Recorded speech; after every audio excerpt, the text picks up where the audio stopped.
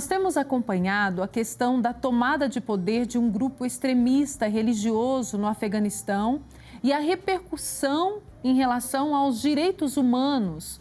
Muitas vezes, a religião acaba por oprimir a sociedade em nome do sagrado. Daí podemos ver o extremismo religioso quando o homem utiliza da religião para subjugar a população. E para falar desse assunto tão importante em nossa atualidade, eu converso com o professor no programa de pós-graduação em Ciências da Religião da PUC Goiás, professor Alberto da Silva Moreira.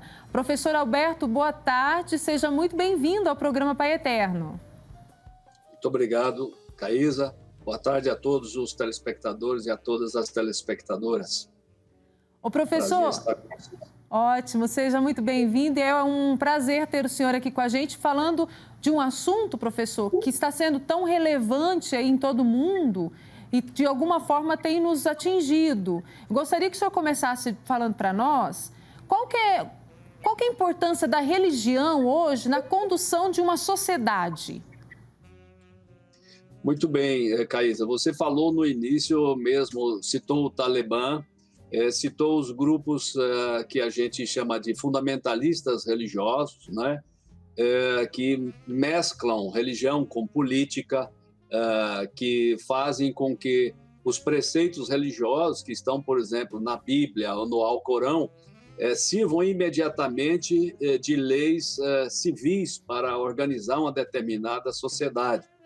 De fato, nesses últimos anos, nós temos visto diversas formas de fundamentalismo religioso. Mesmo aqui no Brasil, a gente ouve sempre que tem também grupos religiosos que dão apoio ao governo, grupos que emprestam continuamente seus templos, que fazem ritos de bênção sobre o presidente, que usam sempre motivos religiosos, textos religiosos para, digamos, sacramentar determinada forma de poder.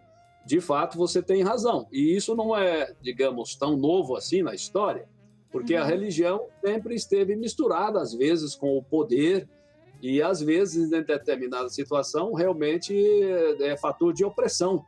Nem sempre as religiões, e o cristianismo também, não é? Foram fatores de liberdade, de progresso no sentido de autonomia das pessoas.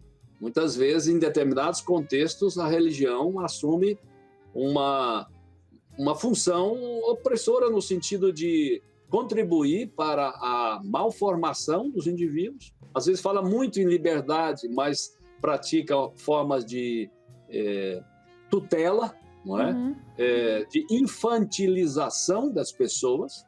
Trata as pessoas como criancinhas, quando, na verdade, elas sabem cuidar da sua própria vida, ou fornece esquemas religiosos que parecem muito assim, cativante para explicar situações ou condições que são muito complicadas, que envolvem política, economia, cultura, não é? Então, de fato, nós vivemos num tempo de extremismos religiosos, de fundamentalismo religioso. E quando o senhor fala desse fundamentalismo religioso, para falar de uma forma mais clara, quer dizer, as pessoas usam a religião para estar conduzindo uma sociedade, é isso, professor? Sim, é isso também. Quer dizer, veja, em diversos lugares do mundo, seja na Índia ou no Brasil hoje, grupos políticos não têm uma base de apoio na população tão grande. Então, o que eles fazem? Eles lançam recursos de apoio dos grupos religiosos. Então, esses grupos religiosos aumentam, digamos assim, o apoio popular para determinadas candidaturas. Em troca disso, esses candidatos defendem assuntos ou interesses que as religiões gostam muito, não é? Os grupos, geralmente, aqui no Brasil hoje, virou mania dizer que são conservadores. Aí a gente vai perguntar, bom, vai conservar o quê? Não é? geralmente vai falar, vai conservar a família. Bom, quem é contra a família? Eu não sou contra a família, nós somos pela família. Agora, que tipo de família? Geralmente, quando falam defesa da família, estão imaginando aquela família patriarcal, aquela família autoritária, que tem os papeizinhos, mulher não pode trabalhar fora de casa, etc, etc. Ou, às vezes, falam muito, por exemplo, na defesa da pátria, da nação. Todos nós somos pela nação. Agora, muitas vezes, e os fundamentalismos, Caísa, eles têm sempre que criar, se não existir, eles têm que criar um inimigo existente ou, às vezes, que só existe na cabeça deles. Porque, ao inventar um inimigo, eles conseguem juntar a raiva, o desespero, eles conseguem soldar, grudar todo um sentimento muito forte contra esse inimigo que é considerado a causa dos problemas dessas pessoas. E, na verdade, isso é muito perigoso, porque, geralmente, as causas desses problemas são muitas. Não vem só de um fator, não é? Mas você se lembra, por exemplo, quando lá na Europa, nos anos 30, o Hitler e o Mussolini fizeram isso, né? Principalmente o Hitler, quando identificou nos judeus, digamos que ele conseguiu construir os judeus como se fossem inimigos da sociedade alemã. E isso durante anos e anos, programas de rádio falando, até que as pessoas começaram a invadir as lojas e supermercados que eram dos judeus, a tomar as coisas deles. Ou seja, é só o começo de uma escalação. Então, a questão do apoio de determinados grupos religiosos a grupos de poder pode ser muito perigoso e fazer muito mal às pessoas. Tem que ter um grande cuidado nisso. Professor, grande cuidado. E quem está em casa acompanhando o programa, alguns devem estar lá pensando, tá aí, tá vendo, tá vendo? Eu falei que religião e política não caminham junto. Fé e política não, mas não tem nada disso, não é, professor? Veja, eu não estou dizendo que as pessoas de fé não podem participar da política. Claro que podem. Podem. E tem todo o direito de participar e defender as suas convicções. Sim, sim. Esse não é a questão. As comunidades de base sempre se organizaram para trazer energia para o seu bairro, para trazer uma escola, uma creche. Então, nós cristãos, nós católicos, temos que engajar na política como todos os outros membros. Mas a gente precisa aceitar e respeitar as regras da democracia. Sim. Não é? Quer dizer, ou seja, as regras da democracia estão baseadas no modelo republicano, da forma de partição do poder, de que um grupo não pode passar por cima das leis e fazer a sua vontade sobre os outros.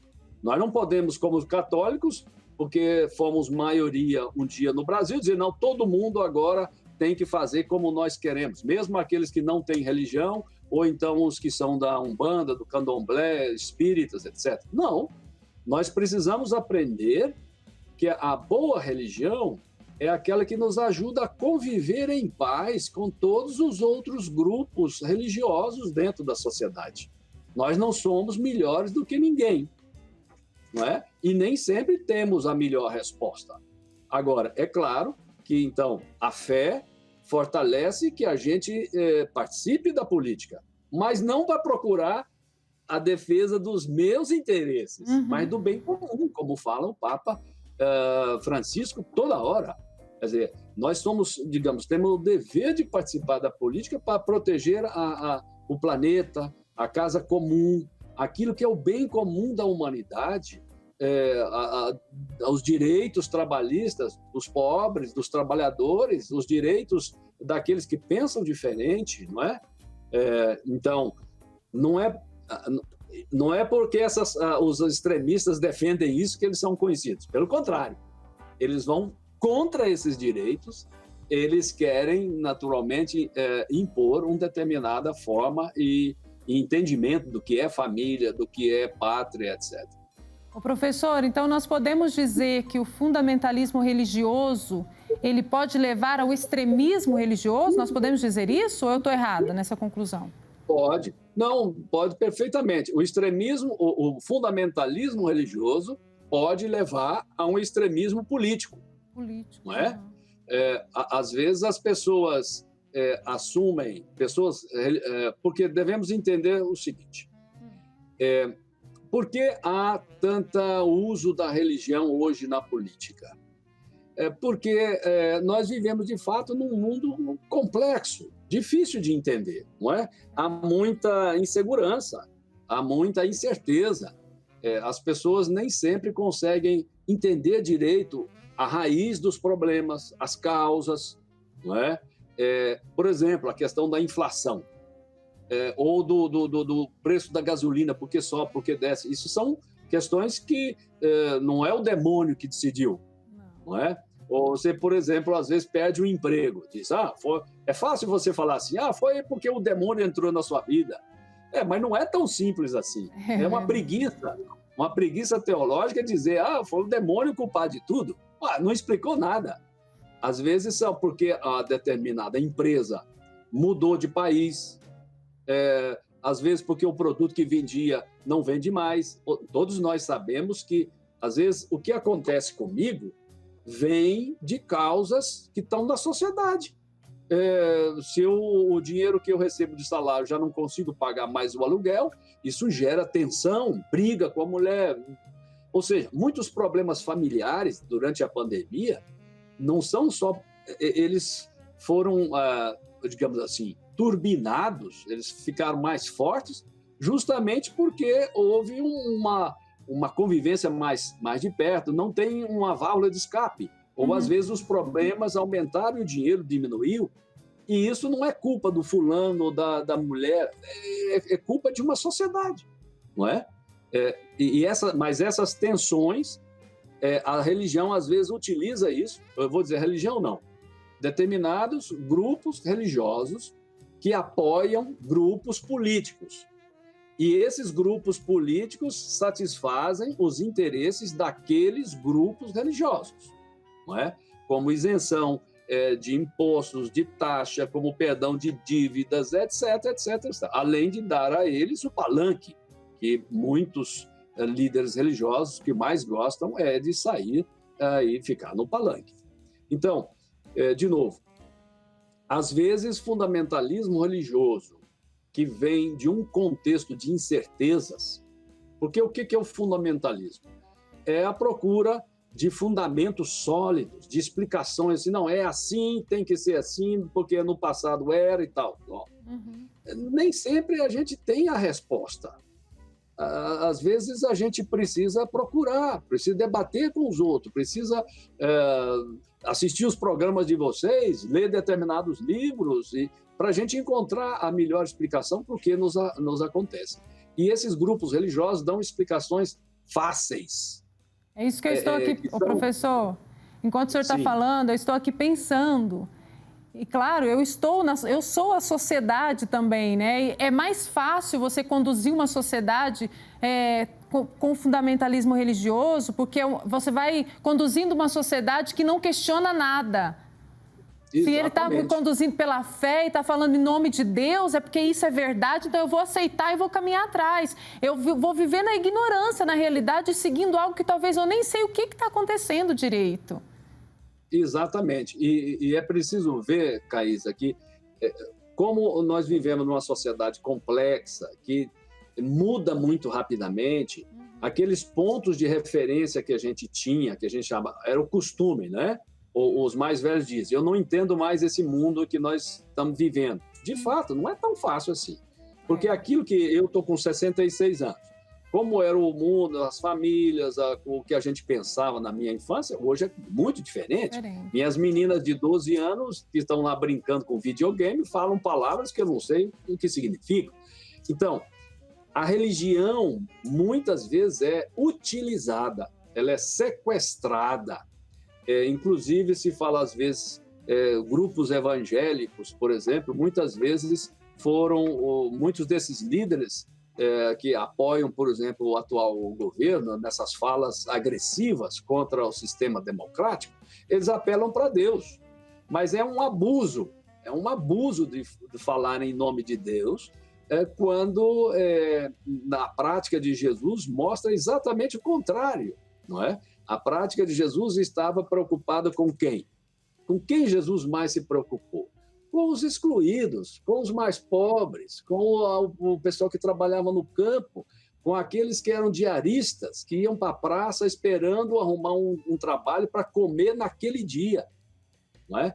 E a gente vê que a pauta, pelo menos do atual governo e dos grupos que o sustentam, tem deixado o nosso país num caos. Tem deixado justamente esse grupo mais vulnerável e frágil, tem os abandonado. O gás sobe a cada semana, a gasolina, a batata. Ninguém mais consegue comprar 1 quilo de alcatra, porque já está custando R$ 50, e em lugares que custa muito mais.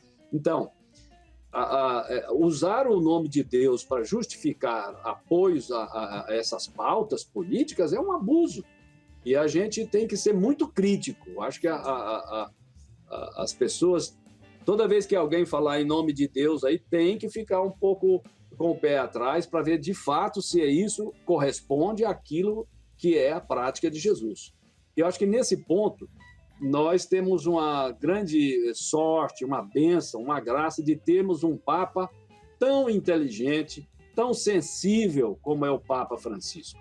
E as coisas que o Papa Francisco tem escrito são documentos muito bons, muito bons. Tem sido elogiado por muita gente que nem católico porque além de ser uma análise muito boa, ele também tem uma grande autoridade moral para chamar as pessoas para uma mudança da sociedade que nós vivemos. Porque do jeito que está muito difícil. E não é só a seca, não. Tudo está muito difícil, eu concordo com o senhor. E o pessoal que está acompanhando o programa, eu tenho certeza que está lá também concordando. O quanto a gente tem que lutar muito para sustentar a família, tem que lutar muito, enfim, para viver nessa insegurança que está tremenda.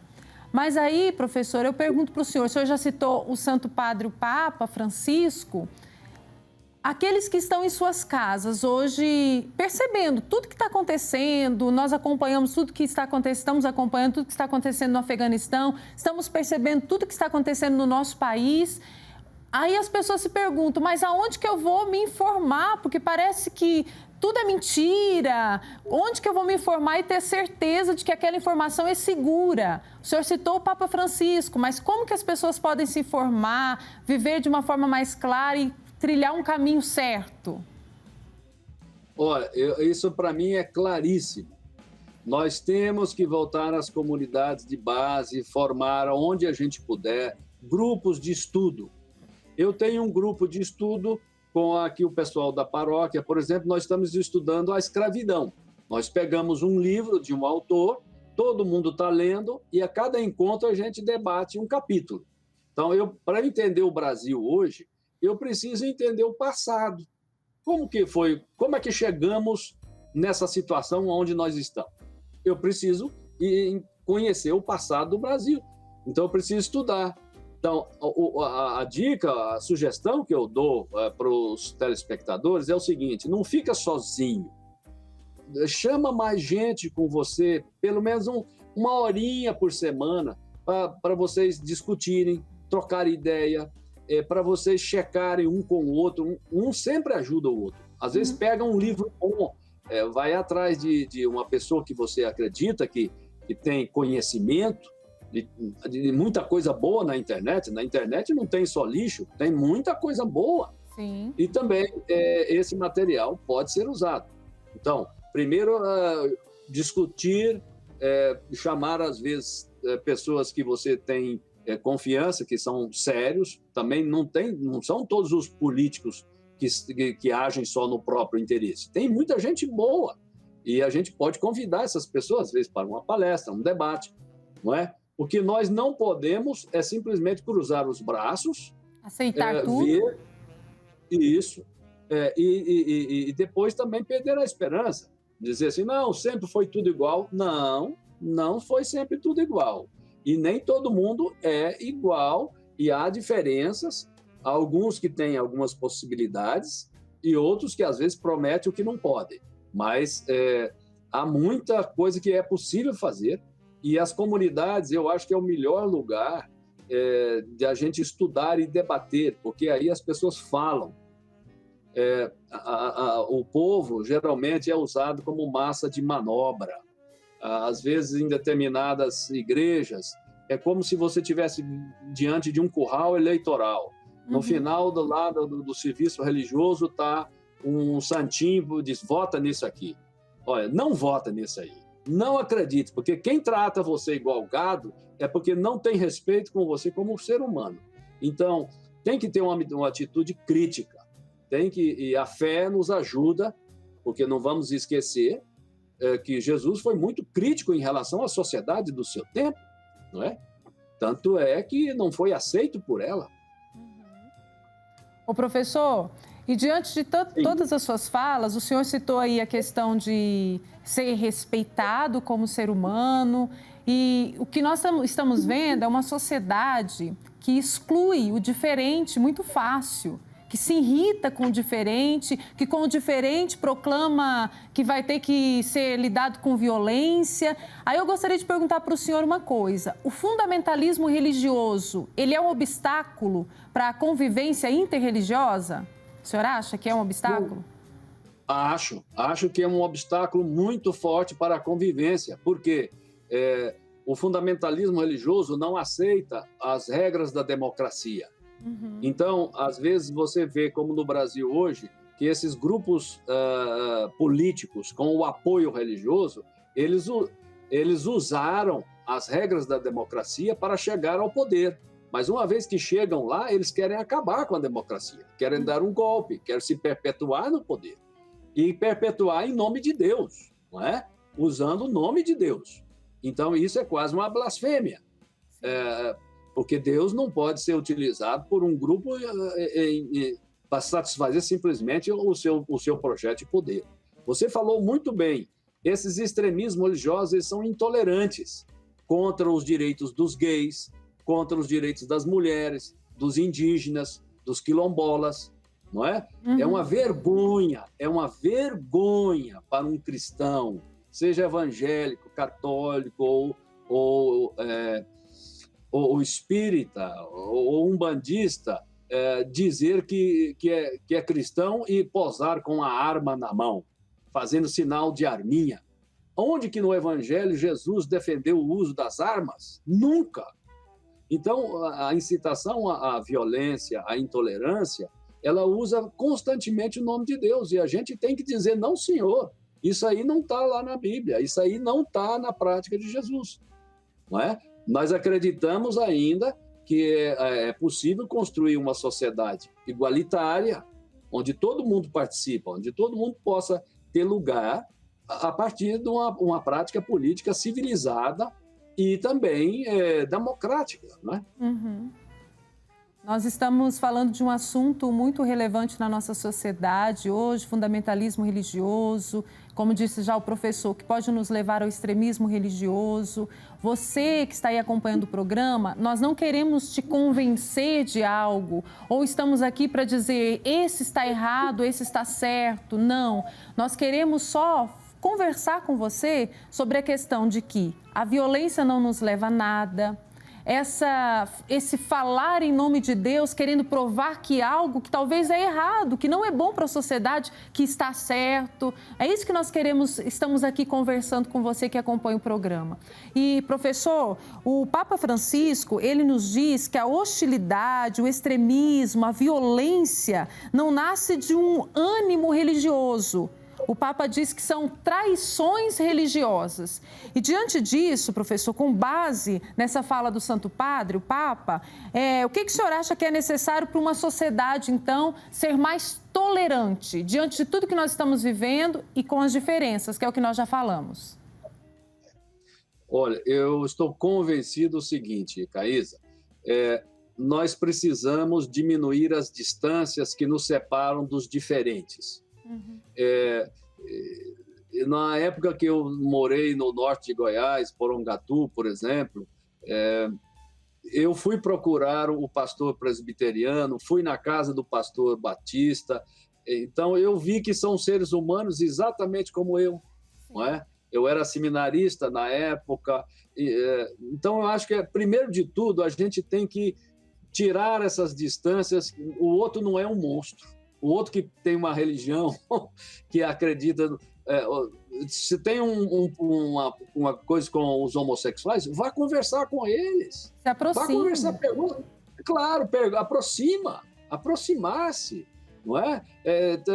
Não gosta dos quilombolas? Vai fazer uma visita aos quilombolas. Não gosta do MST? Vai visitar eu sempre levava meus alunos para os acampamentos do MST, e quando eles viam que lá tinha criança estudando o beabá, que tinha gente sendo operado, estava aprendendo, mudava completamente. Uhum. Então, a gente está cheio de ideias preconcebidas na cabeça.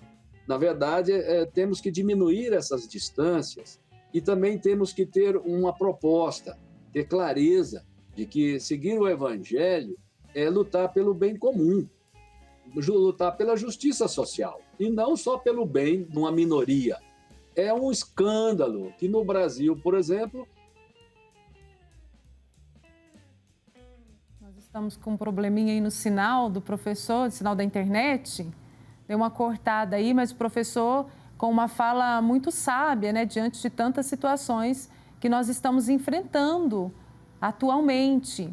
E como eu disse, nós estamos aqui para alertar você de que a gente precisa hoje questionar muitas coisas. Você deve estar aí pensando, Caís, antigamente, quando as pessoas falavam em nome de Deus, a gente podia acreditar. Hoje não, hoje as pessoas estão agindo de má fé, não é? Usando muitas vezes o nome de Deus para falar coisas que nem vai ser tão boa assim para a gente. Então, fique atento a todas essas coisas que têm acontecido, questione, como disse o professor, vai atrás, conhece alguém Caísa, eu sou ignorante em política, então tá igual a mim, mas eu conheço uma pessoa que entende muito de política, que está mais nesse meio, que conhece, eu vou conversar com essa pessoa, porque essa pessoa eu confio, então vai, converse com essa pessoa, esclareça, coloque para essa pessoa o que você pensa, que a pessoa vai te ajudar a entender melhor tudo o que está acontecendo. Como disse o professor, faça um estudo em grupo. Talvez você possa organizar aí na sua comunidade, até mesmo entre a família. E essa convivência, essa discussão, vamos dizer assim, essa conversa em grupo, vai nos abrir também e nos abre para acolher o diferente. Porque o outro tem um pensamento, eu tenho o outro vem com outro pensamento, com outra ideia, e eu vou... O quê? Aprendendo a ouvir o meu irmão, acolhendo o diferente. E não achar que o diferente tem que ser excluído, quando a pessoa vir com um pensamento diferente do meu, eu tenho que agredir, usar com violência. Não, isso não. Violência não leva a nada, luta de poder não leva a nada. Nós estamos nesse mundo para lutarmos juntos pelo bem comum. Algo é bom para mim? Vai ser bom para o meu irmão também? Então, vamos lutar para que isso aconteça unidos. Nós estamos aqui vivendo no mesmo país, no mesmo mundo, e precisamos lutar para que esse mundo seja bom, para que essa terra, para que esse país se torne um país melhor. E nós só conseguimos fazer isso lutando juntos, não brigando, nos distanciando, achando que as coisas não vão dar certo e eu tenho que acreditar no que eu acredito e pronto, acabou, e o meu irmão... e a outra pessoa que se vire lá com a vida dela. Não é assim. Nós precisamos honrar a nossa fé, e a fé não é só da boca para fora, não. A fé tem que começar aqui dentro, e a experiência que nós fazemos aqui dentro tem que nos construir como seres humanos. Não adianta nada estar todo dia na igreja, falar que reza todo dia, mas furar fila, usar de violência com o irmão, não ter paciência. Cadê o meu testemunho de fé? Não adianta nada. A oração deve nos fazer seres humanos diferentes, deve nos levar cada dia mais a pensar no outro. E não devemos usar da palavra, falar em nome de Deus, só para proteger e querer fazer aquilo que me interessa. Vamos pensar sobre isso, é importante, o programa Pai Eterno está aqui para nos ajudar. E eu me coloco junto com você nisso.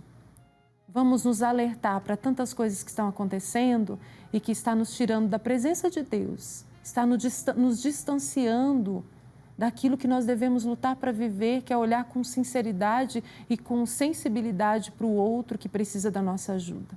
Pense nisso.